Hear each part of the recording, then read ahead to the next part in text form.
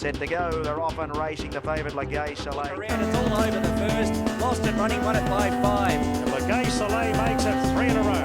Comfortable win by 3 lengths. So if we're here, we're in the race anyway. What about the horses? Is that okay? A lot of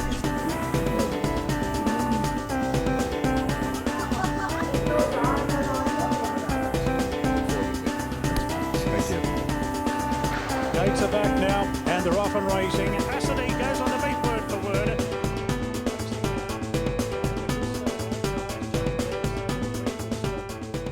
Hi, I'm Michael Angelos and welcome to At the Stables, our last show for 2020.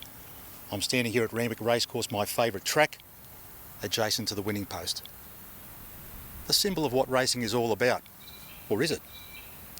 Today's show is titled The Two Johns, and of course your trainer John O'Shea, one of my guests. But a very special Christmas gift for you, one of the legends of the Australian turf, the great John Tapp.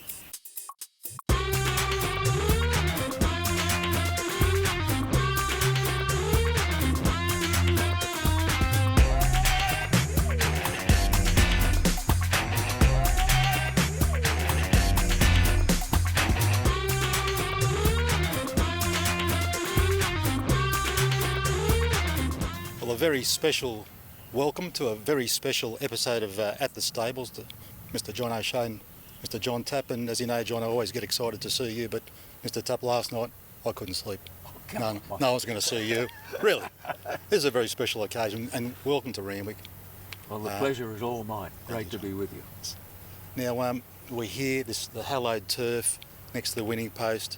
Must be some fond memories of this place for you. I love Randwick, Mike. Without a doubt, my all-time favourite racetrack as a spectator and as a commentator, because of the sense of history. Yeah. Carbine thundered past this very spot. So did Farlap. So did Burnborough. So did Tulloch. So did Kingston Town. Yeah. So did Winks. You can almost see their ghost. It's the history of this place that tugs my heartstrings. Yeah, it's very special. And I know, John, this is a special place to you. I know you didn't train a Farlap, but you've had some Group 1 winners right here. Oh mate, to walk on Randwick when you're a young fella, you know, it's hallowed turf, and to ever think that you'd end up training a winner here, let alone a Group 1 winner, is quite surreal. So it's a very special place to me for sure. And Mr. Tapp, when you were up in that commentator's box on those big race days, could you feel the crowd, could you feel the energy coming through? Well, as you can see, Michael, they're a long way away from the public section, but you could hear the roar when they turn for home, particularly if the favourite or one of the glamour horses loomed up and looked likely to win, and I'd give it a shout in the call. You could hear the roar, which gave me Beautiful. Tingles up the spine, you know. Absolutely. Now, as an owner, if I'm watching my horse race, I'm looking at my horse. John, as a trainer, are you just pretty much looking at your horse? Yeah, look, you definitely just concentrate on your own horse, well I do anyway, and you might have a bit of a sparing thought for what you're following or where you need to be in relation to, you know, the favourite or one of the chances in the race. So, but fundamentally, you're just watching your own horse, and you know, you're probably a little bit more critical of where, you know, the jockeys during the run, but it's where you concentrate, I suppose. But Mr. Tapp, to you, quite different. You're looking at them all. And you try to give each one at least a mention at some stage of the race for the benefit of punters who might be listening on radio or who can't identify the colours on television. Let's take an Epsom or a Doncaster as an example. 20 runners.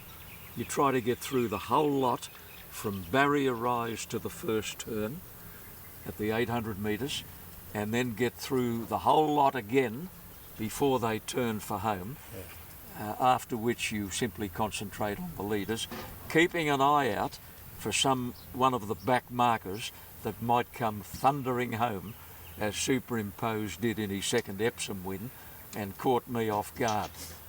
I lost sight of him, and if I had to pick a race that I'd like another shot at, that's the one, the 1991 Epsom. Oh, I think you've been a bit tough on yourself. I remember that call. That's goosebumps, through me now. I can still hear the call. So I saw him rather late. we all did.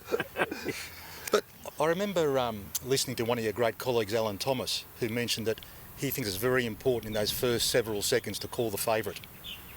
Well, the majority of punters who are watching or listening are interested in that particular horse. He's carrying the bulk of the public money, so it's a good policy for all callers when the gates open. How did the favourite begin? Fast or slow? Now, as a race call, you've got to be impartial. But back in the early 90s, they had a good horse running around that you part-owned, a horse called Brawago, trained by Neil Campton, ran in some good races. What was it like as an owner and a caller, calling those races? Well, actually, my wife owned the share, Okay. but I still felt pretty involved in the horse. Neil Campton, who'd been a good jockey turned trainer, was also a great mate. He'd just started training, in fact, and I was really hoping the horse could kick off his training career. On 3 or 4 occasions when the horse was coming through the grades, I actually stood down and got the late Des Hoysted to call the race, so that I could not only avoid the nervous reaction, but get downstairs with the other owners, watch the race in the grandstand and enjoy it. But obviously I couldn't do that when he was running in Group 1s. Yes. I had to call him, like it or not, and that was a trying experience. Yeah. But it is a special thing to be an owner in these magnificent animals, isn't it? Oh, it is. Well, you know that better than anybody. Yeah. It's a great thrill. I haven't sampled that thrill too often. Maybe one day I'll have another crack. We'll get you back in, John. But John, I know you've got to be impartial, but you've got a beautiful mare running around that you bred All Saints Eve in the Golden Eagle the other day. I mean, your heart must have skipped a beat when she's come through and had a crack. I tell you what, Mick, when she hit the front at the top of the straight, just missed a stride or two. But like I say, I watched it the whole way through, and she was always travelling well. And when she hit the front in a $7.5 million race, things get a little bit exciting. Yeah.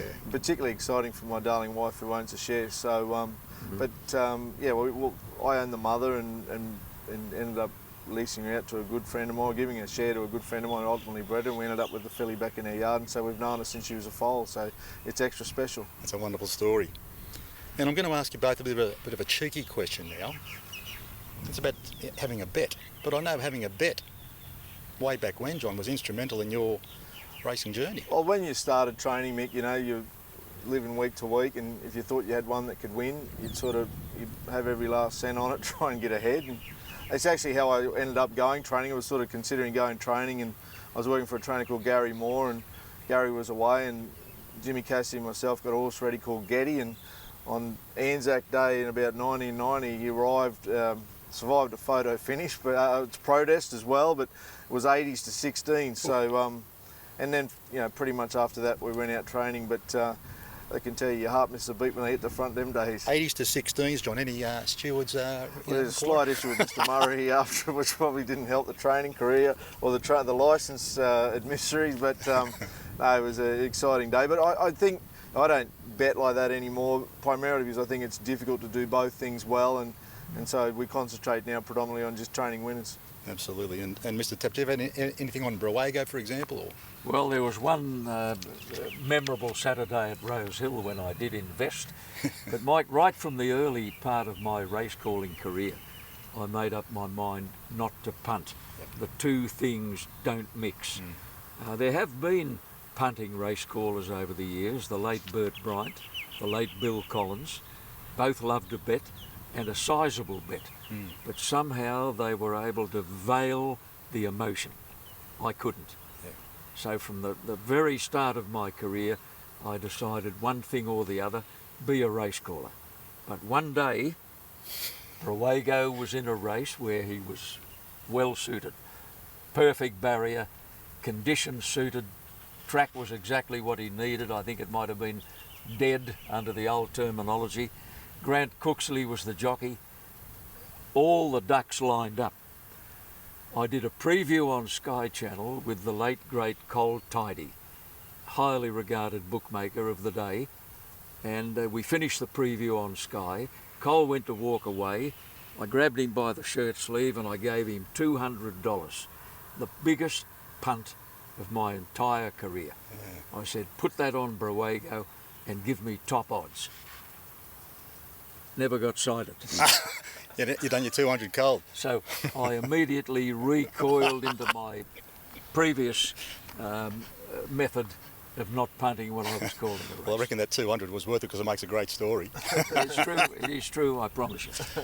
Well, you mentioned some of those other great callers, and of course the late great Ken Howard was your mentor, your idol, and he had that beautiful ability to create the race in the theatre of the mind, so to speak. Mm-hmm. And as one of your fans, when I used to listen to you, I used to love the way that you tell the race and paint the story. Well, Ken was he was my idol in my younger days, and when I first started listening to races on radio, he was the king of the callers, known and loved by Australians right around the nation. He had a way of presenting it, a way of bringing the drama of the racetrack into people's lounge rooms. It would make the hair on the back of your neck stand up. In fact, from age 11 or 12, I wanted to be like Ken Howard. It's all I ever wanted to do, be a race caller, inspired totally by the great Ken Howard.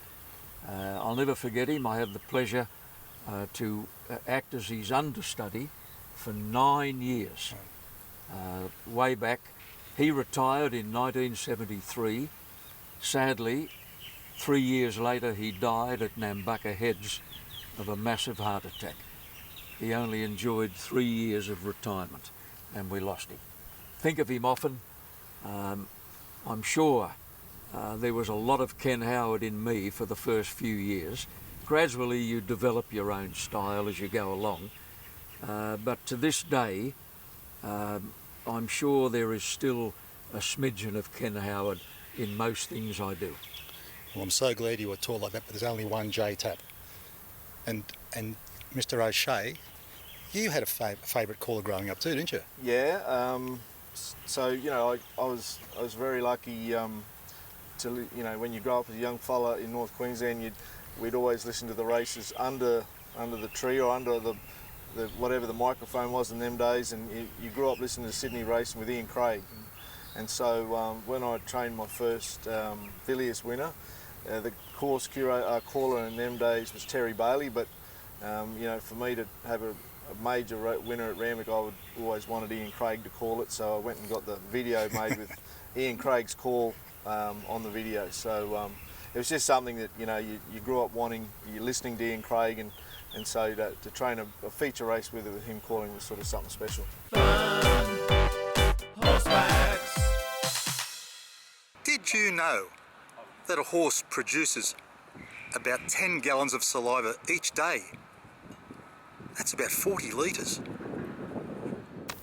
As a standard bred trainer, John, right, you've dabbled in that with great success. Mm. What words of advice might you give to your colleague over here, the thoroughbred trainer? Well, me give John O'Shea advice. John O'Shea is one of the finest horse trainers in the nation. He does it right. He's professional to the nth degree. He doesn't leave a stone unturned. He's got great attention to detail, and he cares. He cares about his horses and he cares about his owners. No horse trainer can do more than that. That's right. And I know, John, that, you know, winning is important, and this winning post is important. But racing's not just about that, is it? No. Winning's important, and it's obviously what we all strive to do. But you know, the most important thing is the relationships you develop. Because the thing about the racing game, Mick, is there's a lot more downs than ups, and the only way you survive through the downs is the relationships you build with your owners and your people along the way. So we try to, you know, have, you know, good communicative lines along the way, so that whenever things do go wrong, and I know this week we had a little thing where something didn't quite go our way, but you know, the relationship we have with the people, I'm sure that's helped them understand that we've done our best along the way, and I think that's a very important part. Well, to the two Johns on this special Christmas edition about the stables, I thank you. Mr. Tapp, a huge thank you to you.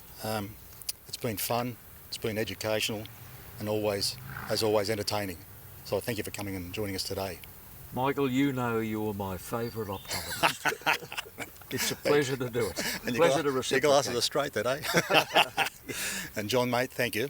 Best of luck, mate. Thank you for giving me the free rein to do this show. You know I love doing it, and it's great fun, and what you do for your owners is fantastic. Thank you, mate. So to you and your families, all the best for the Christmas And you and season. yours, Mike. Thank you. Thank you to the two Johns. Thank you. Cheers, mate.